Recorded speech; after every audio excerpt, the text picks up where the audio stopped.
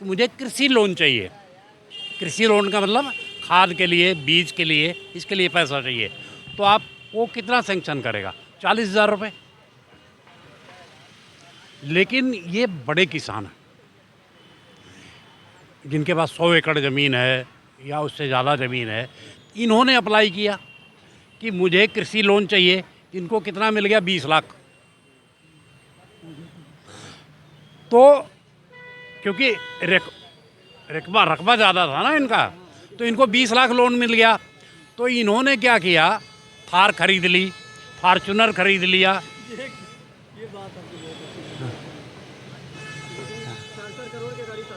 इनको सिस्टम इनका ज़्यादा है, एरिया ज़्यादा है फील्ड के हिसाब से, तो इनको लोन ज़्यादा मिल गया। अब जैसे हमारे पास 100 एकड़ ज़मीन है तो हमें 2 करोड़ रुपया लोन मिल गया ना। 100 एकड़ खेती करने के लिए 2 करोड़ रुपए का लोन मिल गया। किसके लिए? खेती करने के लिए। खाद है, बीज है, पानी है, इंसेक्टिसाइड हैं। तो कितना लोन मिला? 2 करोड़ रुपए के लिए। किसके लिए मिला? खेती करने के लिए। तो हमने तो खेती की नहीं। हमने क्या खरीद लिया? फॉर्चूनर खरीद ली, थार खरीद लिया। और अब लोग कहेंगे लोन माफ कर। आप बोलिए कि सरकार को कि लोन माफ़ कर दीजिए, उतना उतना लोन पॉसिबल है? आप थार पे घूम रहे हैं और सरकार को कह रहे हैं कि लोन माफ। आपको शायद, आप मीडिया वाले हो यार, आप लोगों को पता होगा, एक कंट्री है वेनेजुएला। कहते हैं ना कि नोट छाप दो। वेनेजुएला एक ऐसी कंट्री है जिसने महंगाई ख़त्म करने के लिए नोट छाप दिया। आज उसके यहाँ पता है, ये जो हम ब्रेड खाते हैं ना 30 रुपये, 20 रुपये, 25 रुपये की, उसके यहाँ 2 लाख रुपए की, 2 लाख रुपए की ब्रेड है पैकेट। 2 लाख रुपए का एक पैकेट ब्रेड है, जो हमारे यहाँ 20 रुपए का मिलता है। और उनके यहाँ ये रुपया कोई उठाता नहीं, वो तौलते हैं ले जा करके। 40 किलो है तो 4 ब्रेड मिलेगी। तो ये सोल्यूशन नहीं होता। हर आदमी को ये सोचना चाहिए। अब किसान कह रहे हैं एमएसपी लागू कर दो, क्या होगा? 30% महंगाई बढ़ जाएगी। 30 से 40% महंगाई बढ़ जाएगी। उसमें किसान भी हैं, ऐसा नहीं है। ये जो किसान कह रहे हैं एमएसपी लागू कर दो, तो एमएसपी तो लागू कर देगा गवर्नमेंट, लेकिन पता क्या, इसके लिए किसान भी मारे जाएंगे। किसान तो गेहूं चावल ही पैदा करता है, ये स्वेटर थोड़ी पैदा करता है, कच्चा थोड़ी, बनियान थोड़ी पैदा। आज जो कच्चा किसान 20 रुपए में खरीद रहा है, वही कच्चा किसान को 250 रुपये में मिलेगा एमएसपी लागू होने के बाद। तब भी रोएगा, तब भी रोएगा। महंगाई क्यों नहीं बढ़ेगी यार? जैसे किसी ज़माने में हम सुनते थे, हमारे दादा बाबा, या कभी किस्सा सुना होगा आपने, कि 4 आने में भैंस आती थी। ठीक है, तो उस समय हमारे पैसे की वैल्यू थी। आज हमारा डॉलर 83 रुपये का है। कभी जब हम 1947 में जब हम आज़ाद हुए थे ना, तो इक्वल था, $1 और $1। तो क्या हुआ? रिसेशन होता गया, रिसेशन होता गया, चढ़ते गए। हमारे यहाँ कोई वो था नहीं। हायर और फायर का सिस्टम अगर आप करोगे तो ये हाल होना ही होना है। आज एक ऐसा सेटअप विकसित किया है इस गवर्नमेंट ने कि मेक इन इंडिया का जो सेटअप विकसित किया है ना, इसका आने वाले टाइम में पेड़ आज लगाते हैं ना, तो उसको बाद में मिलता है।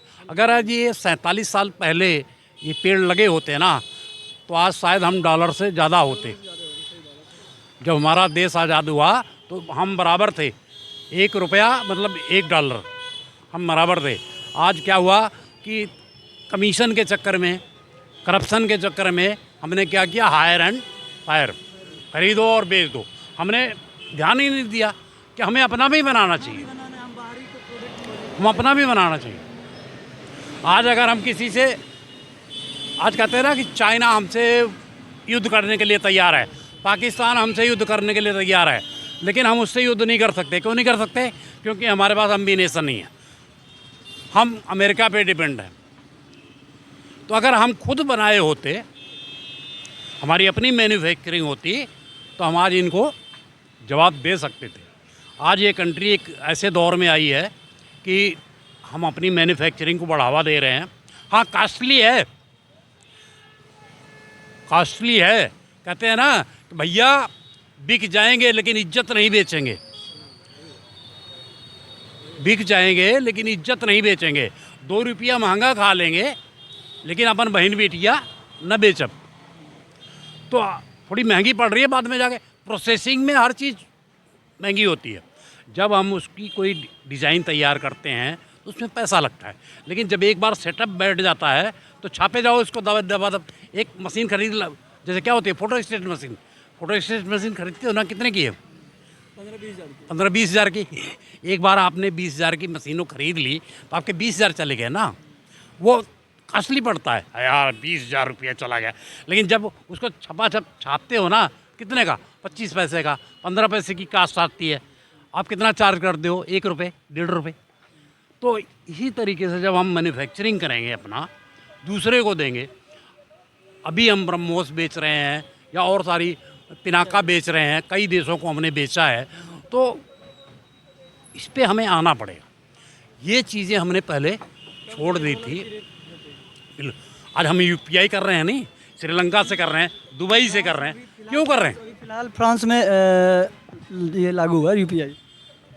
इसका कारण देखिए, डॉलर जो है इंटरनेशनल है, करेंसी है। अगर आपको हमारे से स्वेटर ख़रीदना है तो डायरेक्ट नहीं खरीदेंगे, आप अपना पैसा कहाँ देंगे? डॉलर में, वहाँ एक्सचेंज का पैसा देंगे, फिर वो हमें देगा, हम एक्सचेंज का पैसा देंगे। उसमें हमने आपने डायरेक्ट कर लिया ना। तो यही तो है प्लेटफार्म। ये हमारी गवर्नमेंट जो प्लेटफार्म तैयार कर रही है, आज तक क्यों नहीं हुआ? यही तो प्लेटफार्म है। राजीव गांधी जी ने बोला था, हम 1 रुपया बेचते हैं 15 पैसा पहुँचता है, 85 पैसा कहाँ चला जाता है? आज एक टेक्नोलॉजी आ गई। हालांकि इसमें राजीव गांधी का नहीं कह रहा हूँ मैं, टेक्नोलॉजी लाने वाले राजीव गांधी हैं, लेकिन उसको इम्प्लीमेंट नहीं किया। इम्प्लीमेंट किया इन्होंने, आधार से लिंक किया, सारा कुछ किया, एक खुलवाया, सारा कुछ किया। आज डायरेक्ट जा रहा है ना, 15 पैसा क्या, ढेला भी नहीं हो रहा, जितना जा रहा है उतना का उतना पहुँच रहा है। तो इम्प्लीमेंटेशन जरूर होता है। ख्वाब तो सभी देखते हैं, ख्वाब तो सभी देखते हैं, लेकिन ख्वाब देखने के बाद सोना नहीं चाहिए तब तक कि जब तक कि वो पूरे ना हो जाए। बहुत बहुत धन्यवाद अंकल जी आपका, आपने तो लॉजिक की बात की।